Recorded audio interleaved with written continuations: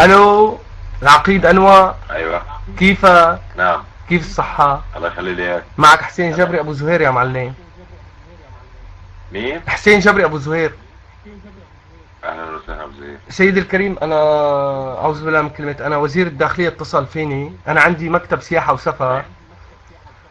وقال نعم. لي انه في بعض الضباط بده يعمل لهم رحلات ترفيهية، ايه.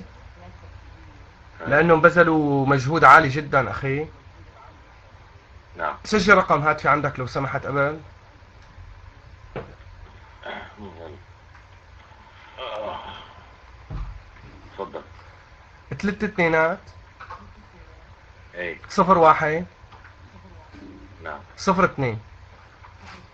نعم. اخي، المطلوب منك هو الرحلة ان شاء الله يوم الجمعة. بتجيب معك حسين.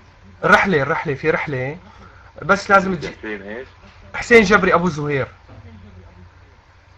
ابو زهير. ايه. صاحب شركة نعم. ابولو للسياحة والسفر. ابوله. للسياحة والسفر. للسياحة والسفر. ايه. بتجيب معك ست علب، ست مش علب، هي شو بسموها، 6 علب دقين ايه. مي. مشان هدول لما بنروح على الرحلة احنا طالعين على القرداحة بتشربهم هنيك، مشان تشخ وتفضيهم على قبر حافظ الاسد.